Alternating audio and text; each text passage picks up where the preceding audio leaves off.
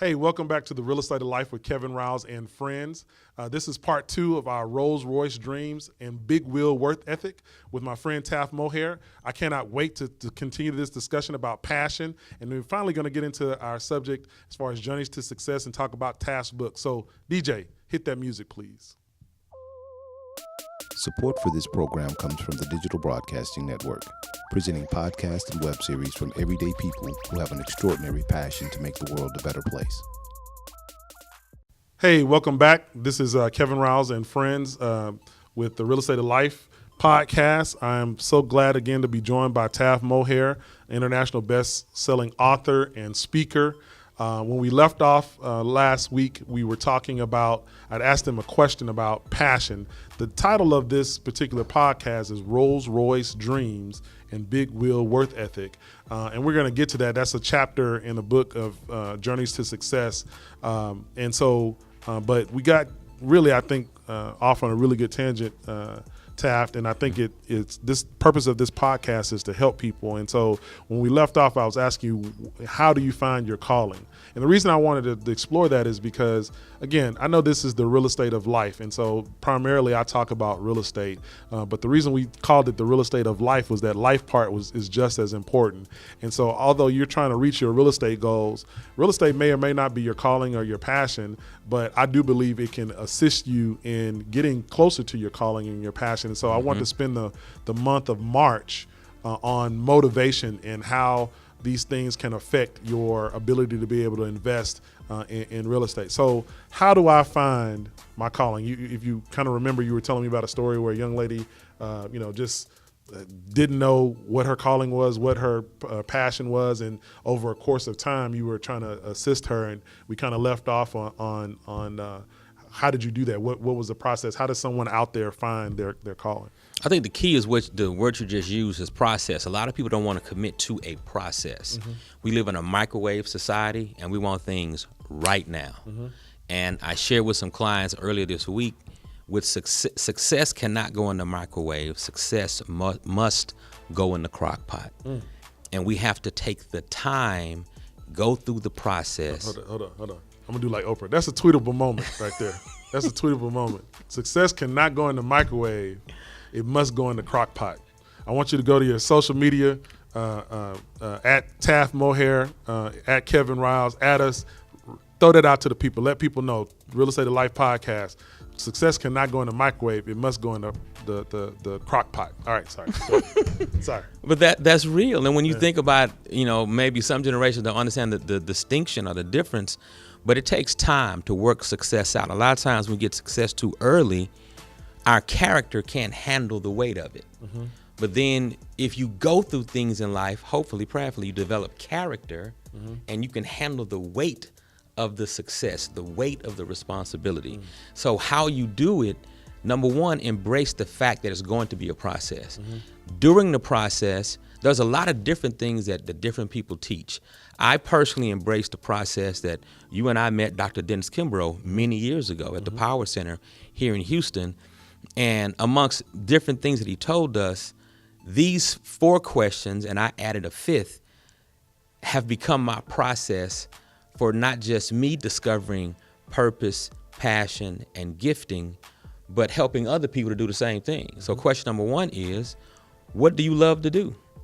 Most people start there, and that's an easy question to answer. Right. But then they sometimes get love and like confused. And so I asked the question. I love to go to the club, right? Well, you said it earlier. Right. You love this so much, you're putting money into it.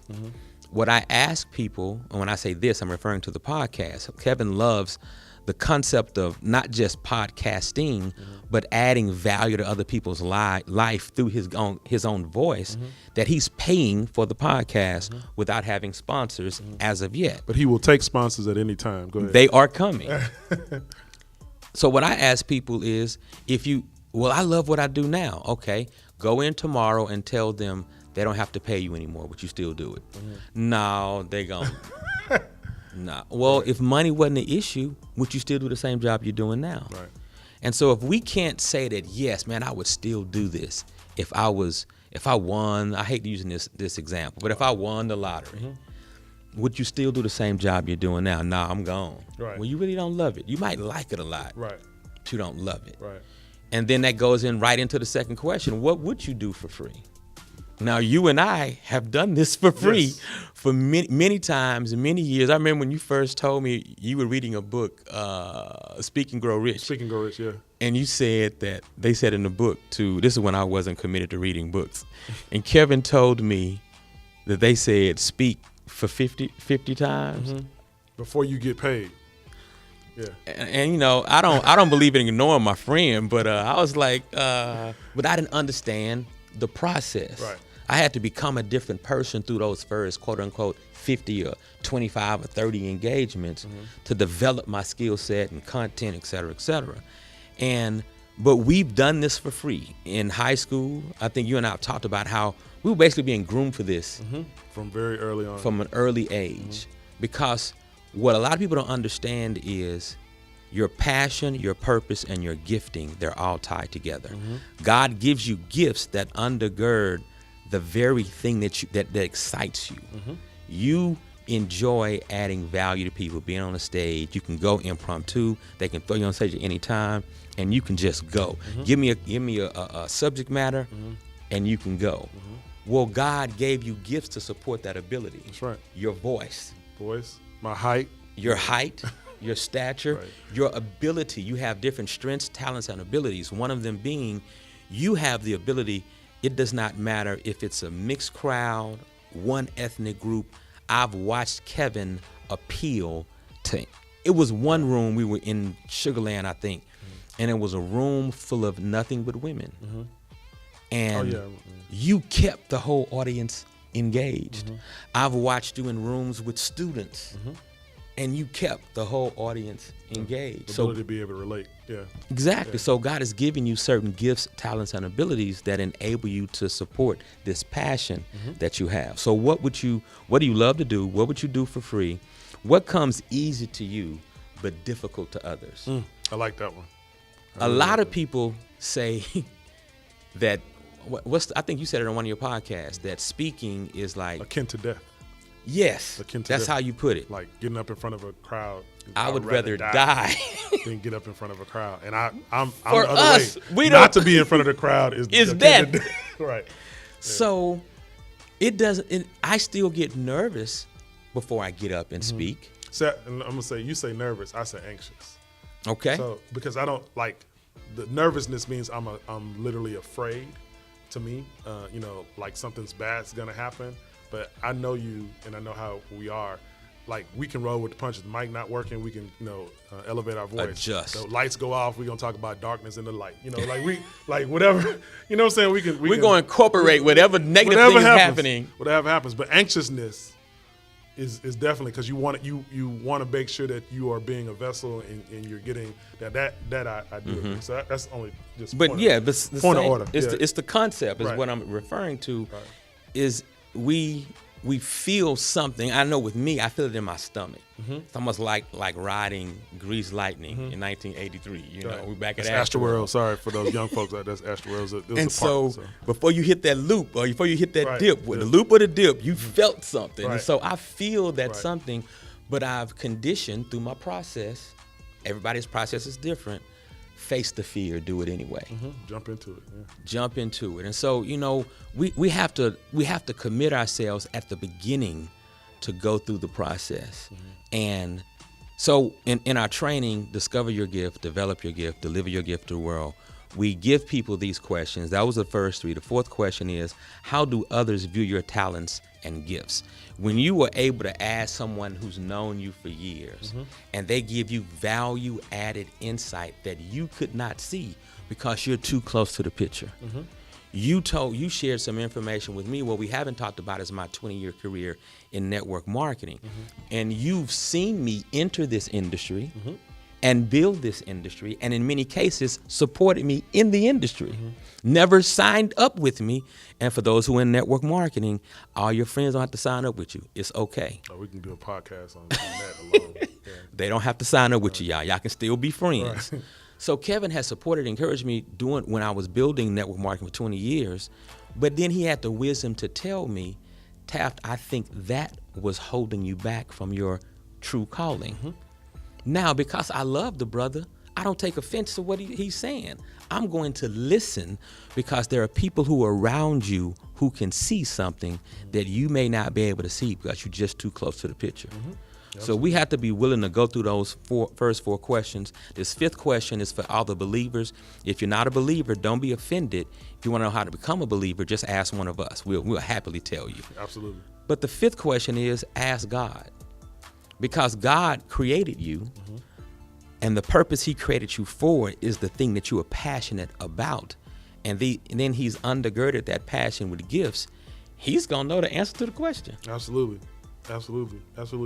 And I hope you guys wrote those questions down because I've used probably 2 or 3 of them just off of just talking to people.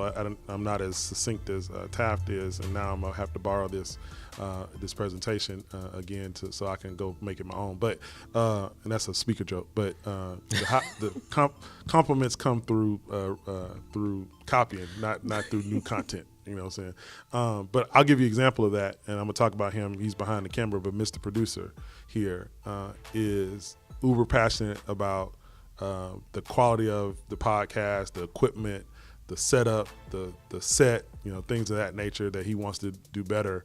And to be honest with you, I could care less. And I want to be able to do this. Can I talk? That's all I really want to know, right? But if I would feel, and he'll correct me if I'm wrong after this, we've had these conversations after podcast tapings, that using a direct example that, this is his calling. Move your mic. This, man, can I talk? I just want to talk, right? But and then he's like, oh, but we can do this, and then I can, and then so you can just tell you. And to me, I would maybe add a 5.5 or 6 on there. And this goes to asking other people, but the energy that you give off when you're doing what you're passionate about is a different type of. And I say that in a real form, like the literal, physical, dynamic energy that you feel, the heat that you feel when someone's doing their passion is a totally different energy than when they're not. Right. So if you get me on stage, or if I'm motivating, or even if I'm talking to an individual and I'm coaching them and I'm really into it, the whole energy that I'm giving off is totally different. And sometimes we are not aware of ourselves, and we have to remind ourselves who we are. I'll say this, and then we're going to get to what I brought you originally on for the podcast. I was talking to someone yesterday, talking to someone in my Sunday school class that I teach. And Audre Lorde has a quote. Audre Lorde is a poet. She has a quote that says, if you don't define yourself for yourself, you will be crushed by other people's fantasies of you and eaten alive. If you don't define yourself for yourself, you will be crushed by other people's fantasies of you and eaten alive. In other words, if you don't know who you are, you're going to try to be what other people think you are, and you're going to be crushed and eaten alive. That's a drop the mic quote. Right. And by the way, for those of you that may sound familiar, if you ever watched Best Man, there's a scene in you've watched Best Man, you'll know, when he hooks up with the girl and then he says that as he walks away, and she's like, oh, that's Audre Lorde. Anyway, that's not where I got it from, but I do remember it in there. But to that point, we walk around being defined by others, and if we don't know what our passion is, or our calling, or our mission, or whatever word synonym you want to use for that is important. So with that being said, Mr. Mohair, tell me how Journeys to Success, if you're watching the video, I'm holding up the book right now, I'm smiling next to it. All right, Journeys to Success, 31 international authors share their captivating stories of failure and success. Tell me how that came to fruition. Everything is a seed. Okay. If you all don't understand that, I want to encourage you to take time, embrace that concept, write it down, look at it every single day. Everything is a seed. And Kevin mentioned at the beginning of the first podcast that he told me, Taft, you need to write a book. Kevin Ross was the first person to ever tell me that you need to write a book. Okay.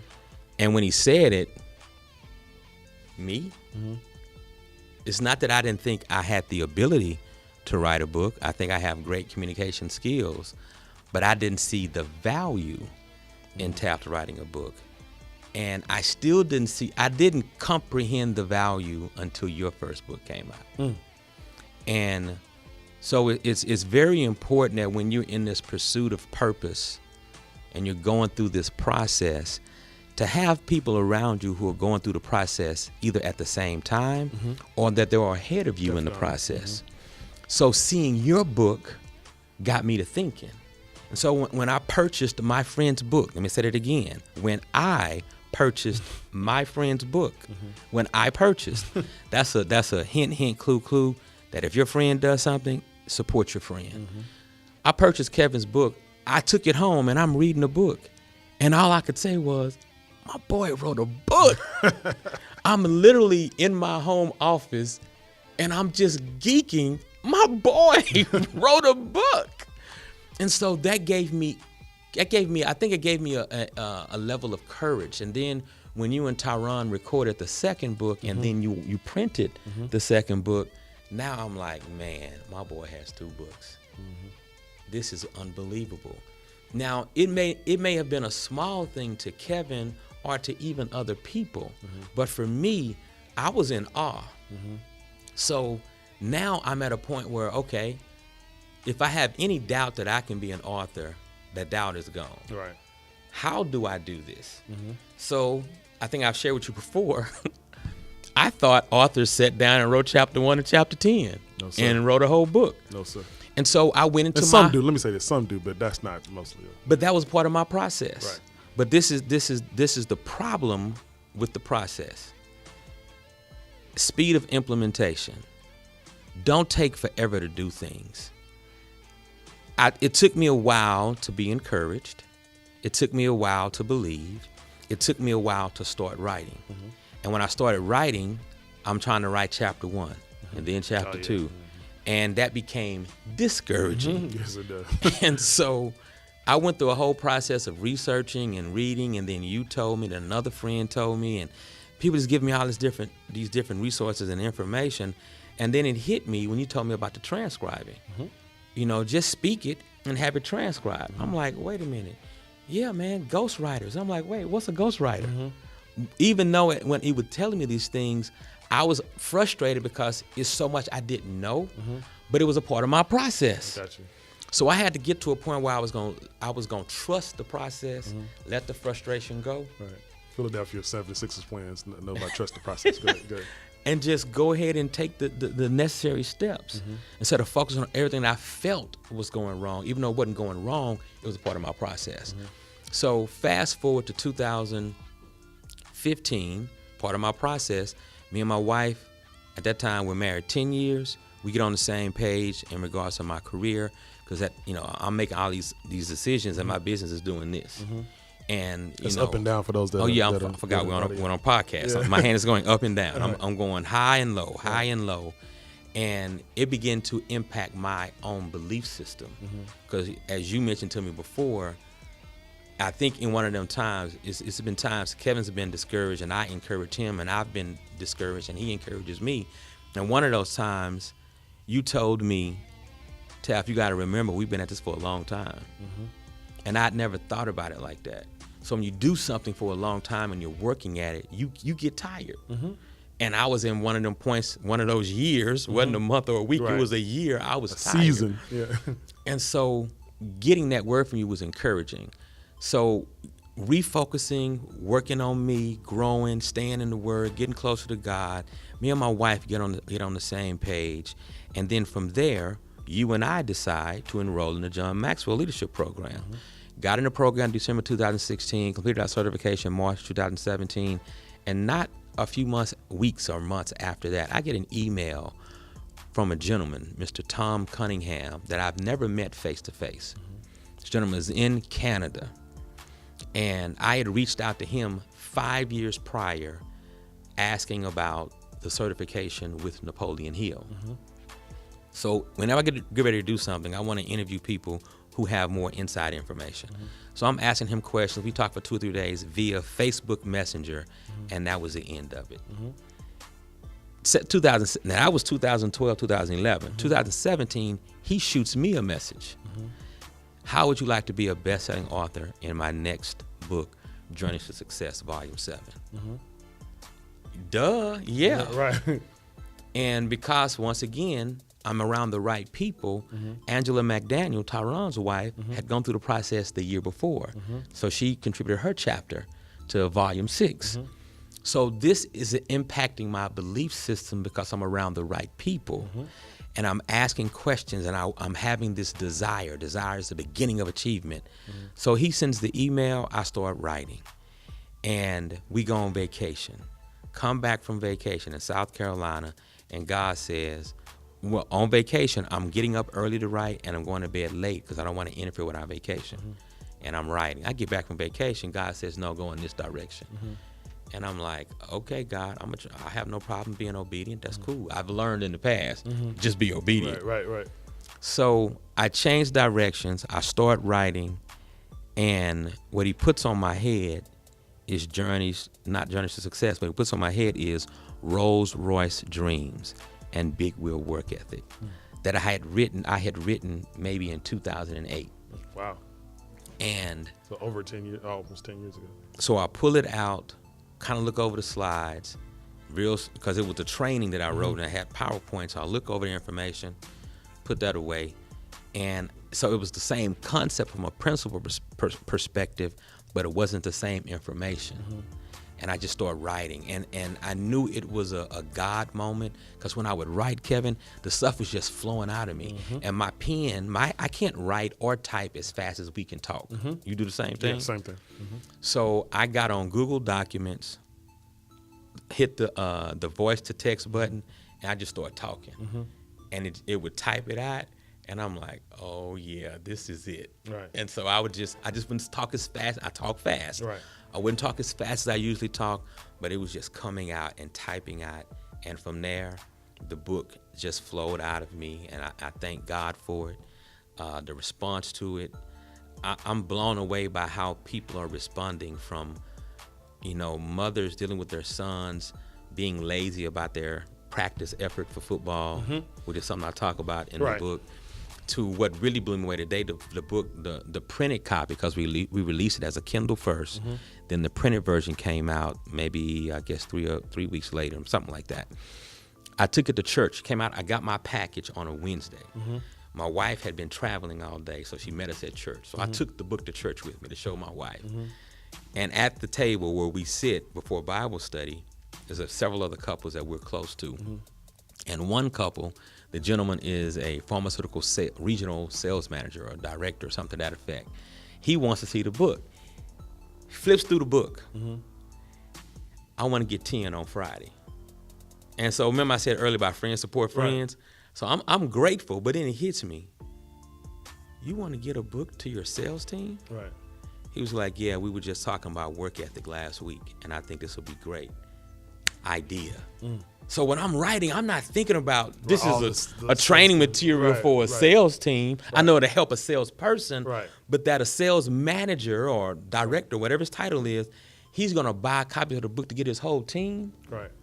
And my mind just, the entrepreneur in me, my mind started racing about leveraging, volume sales here and volume sales there. I'm like, okay, slow down. Right. Just add value. Yeah, let me get these 10 copies. Let me just start with these things. Yeah. And so that was the process, man. So it's been exciting. So I want people to go out and get the book. You can get the book where? Amazon. So you can get the book on Amazon. I bought the Kindle version of it. You can get the physical version here. And for those that are watching the video, I have it up in front of me now.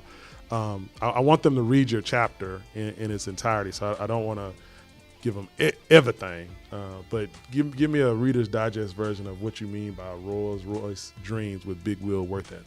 Well, we all dream. I dreamed last night.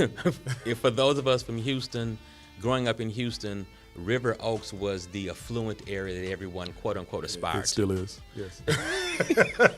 Well, we live in a nice area. We live in a nice area. I'm saying, but it's still the affluent area, not the. It's still affluent. I don't want to live there, but yes. Right, it's still affluent, and my daughter did go to school there for a day. So when you talk about dreams, you typically dream on a high level. You don't dream. If you're as a child, if you're dreaming, you don't dream, man, I really want a Yugo. Right. That's not what you say. Right. If you as a child, I don't know about you, but we didn't know about Rolls Royce as a child. But the top of the top, or the cream of the crop, was a Mercedes Benz. Right. And so you would Cadillac for the kinfolk. Cadillac. Yeah. But Cadillac dreams and it just didn't sound All as right. good No. as Rolls I'm Royce just saying. dreams. And so then remember, I wrote whatever this, your Rolls Royce was. Yeah. and I wrote this originally as a visual training. Okay. And so on the PowerPoint, I had at that time the 2015 Rolls Royce Ghost. Ooh. And I would break I had down. a client with one. It'll make you think. It'll make you think make if you you live it think. right. It'll make you think. It And so literally floats like when you read about that vehicle and how it's hand designed and they only make a certain number. So I am comparing a dream to a vehicle that's on that level. Right. So Rolls Royce dreams, but your work ethic can often be reflected.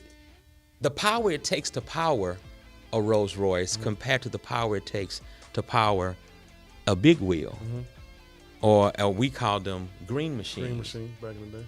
So you Look, pedal. even Mr. Producer's shaking his head like, yeah, I had a green machine. Little too. 8-year-old just pedal, Right. and he had to brake on the right, which you burn out your Burn wheel. out. You want to spin out. And you eject spin that out so thing, much, boy, you I tell burn you. a hole in the wheel. We need to, you know what, we're going to do a podcast on big wheels. That's what we're going to do. That's what we're going to do. Go ahead. Yeah. So the power that it takes the energy it takes to power a Rolls Royce is completely different and on another level than the energy it takes to power a big wheel. So Rolls Royce dreams, big wheel work ethic reflects that oftentimes we'll have a Rolls Royce dream, but we'll have big wheel work ethic. And if you want to realize this Rolls Royce dream, your work ethic has to step up and meet the Rolls Royce dream. So Rolls Royce work ethic will help you realize that Rolls Royce dream. But if you're lying to yourself, if you're living in big wheel work ethic thinking you're going to get to the Rolls Royce, it ain't happening. And so that's where the whole concept came from. And so again, I want you guys to go out and get the book because he tells, he tells a very fluent story as to how he came to this basically axiom or theorem of Rolls Royce dreams, big wheel work ethic. And I don't want to ruin the story, so that's a reason for you to go out and get the book. But he basically chronicles his life from basically high school through college and gives you some examples as to how he realized that you must work at a Rolls Royce level to get the things that you want out of life. And I want to take a parenthetical reference to say that, again, I know I have a lot of listeners that listen to this for formulas on how to calculate return on their investments in real estate, or new ways to find financing for investment real estate or commercial real estate. But all of you that are out there that are listening to this podcast for real estate reasons are typically, in my experience, highly motivated people. Most people that invest in real estate are highly motivated. They may be highly motivated to build wealth, highly motivated to get passive income, highly motivated to create generational wealth to leave to their kids and to their family.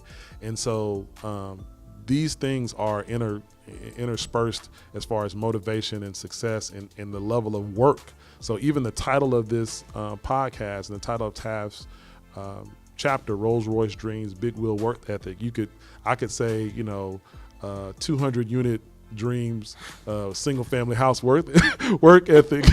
Maybe that's what we should call it. But it's the same deal. I have people come to me all the time. They're like, I want 300 units eventually. So okay, then we do it. Oh, well, I don't want to have to drive around and make offers and do all this kind of stuff. And so it's important that you step back from the application part, as I talked about in the first podcast, the application part, and look at the theories that undergird your goals.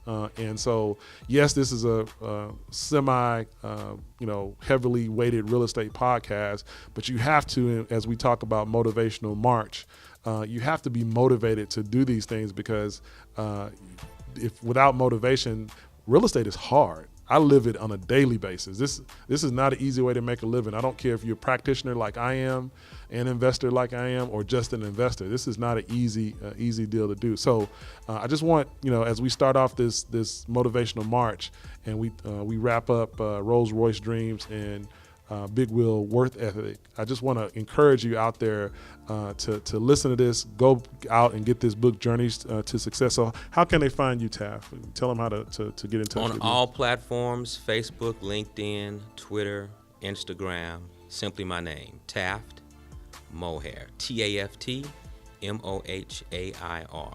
My website is taftmohair.com, taftmohair.com. And real quick, if you don't mind me giving a quick insight or plug on, we provide virtual masterminds. Training systems are built around success principles and leadership principles. So if you'd like to get on our invitation list to enroll in these 7 and 10 week classes, you can go to the website, or you can just email me at info@taftmohair.com, info@taftmohair.com. So I tell you, Taft want to be with you your whole life. No, I'm joking. I do the sessions as well. I am certified through John Maxwell as well. We did the certification together, and that's my journey, is that I have to start telling people that I also have this. People know me for real estate. They don't know me as much. My two worlds are separate, so I'm trying to combine them with this podcast. I appreciate it, man. I appreciate you. This was awesome. We could probably go for another 4 hours, but Mr. Producer standing up behind the camera like, look, man, I got to go somewhere too. You know what I'm saying? So I will definitely have you back. I appreciate you. I love you. I'm glad. Love you more. Glad you acquiesced to me asking you questions in front of a camera and on a microphone. So with that being said, guys, welcome to Motivational March. I'm excited that we're talking about motivation, that we're talking about goals, that we're talking about success. I think I have some really good guests lined up here in the next couple of weeks to kind of get you going as we get to Motivational March. And I just want to again thank you for listening to the Real Estate of Life with Kevin Rouse and friends. I'll see you next week. Hey, thanks for listening as always. Do you have questions about any of the topics I'm talking about? If you have questions, let me know. Email me at kevin@kevinrouse.com. Again, that's kevin@kevinrouse.com. I'm going to do a podcast just on the questions that you guys are sending me. So feel free to send them to me. Again, that's kevin@kevinrouse.com.